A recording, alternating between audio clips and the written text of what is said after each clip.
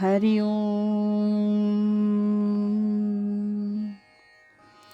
सार्थक वाटे झाली या वेचाचे, जीवनगाथा एका तपस्विनीची, या शीर्षकांतर्गत पूजनीय स्वामीभक्त डॉक्टर सुषमाताई वाटवे यांच्या संकलित आत्मवृत्ताचं वाचन आपण ऐकत आहोत.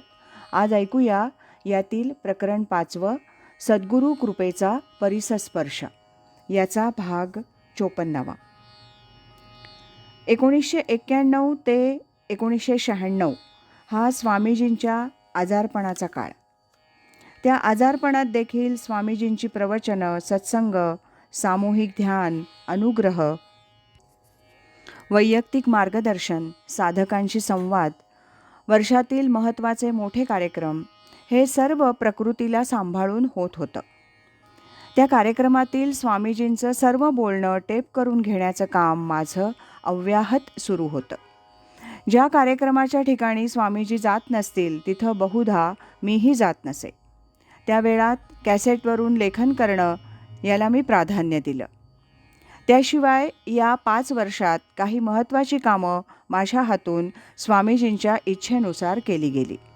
त्यात माझ्याजवळ स्वामीजींच्या ज्या प्रवचन सत्संगांच्या कॅसेट्स होत्या त्यातल्या 100वर कॅसेटची कॉपी करून ती मंडळाला देण्यात आली.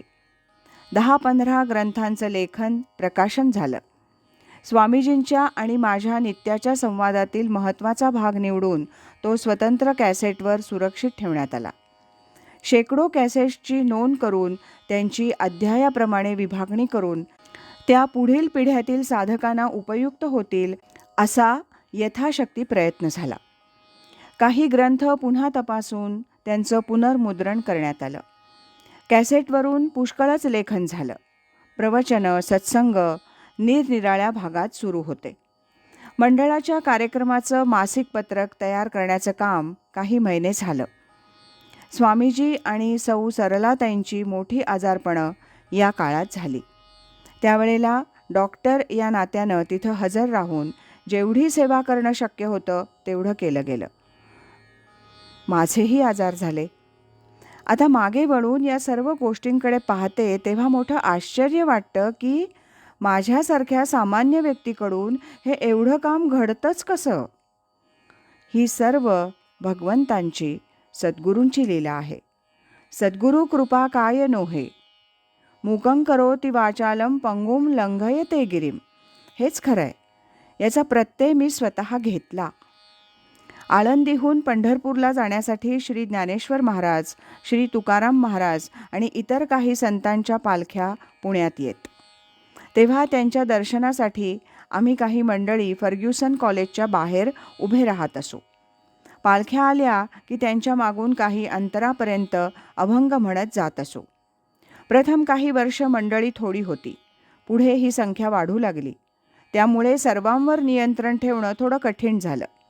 तरी देखील विचारपूर्वक काही गोष्टी ठरवून त्या कशा पार पाडल्या जातील याकडे स्वामीजींचं लक्ष असे. पालख्या येण्यापूर्वी 4 दिवस त्यावर विचार करून मग केंद्रात त्या व्यवस्थेसंबंधी जाहीर निवेदन केलं जाईल. नेहमीप्रमाणे स्वामीजी माझ्यापुढे हा विषय काढत तेव्हा मी माझे विचार स्पष्टपणे बोलून दाखवत असे. स्वामीजींनाही तसंच अभिप्रेत होतं. 1.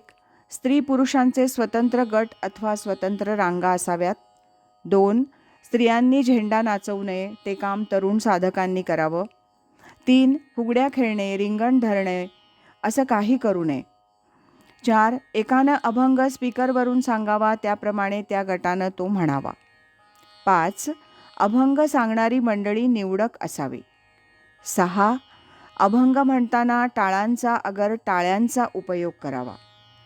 7. संतांचेच अभंग म्हटले जावेत. आणि 8. एका ठरलेल्या ठिकाणी पोहोचल्यावर सर्वांनी ताबडतोब दिंडीतून बाहेर पडून स्वस्थानी परत जावं.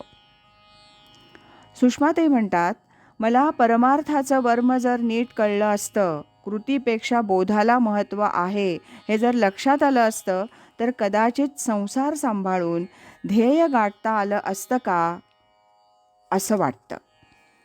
त्यावर स्वामीजी म्हणतात, तुमच्या स्वतंत्र वृत्तीमुळे ते जमलं नसतं आणि तुमच्या घरचं वातावरण परमार्थाला अनुकूल नव्हतं.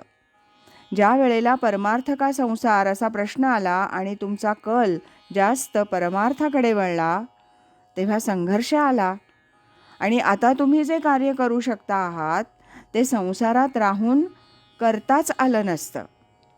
माझ्या स्वभावात डॉमिनेशन आहे, परंतु ते प्रेमाचं आहे. काही असो, जे झालं ते चांगलं झालं. तुम्ही आता स्वतंत्रपणे काही कार्य करू शकता.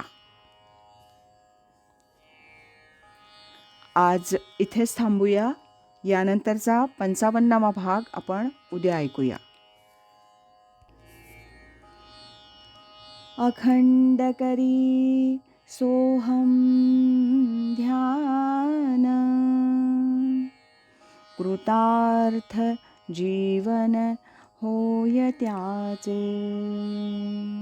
हरि ओम तत्सत.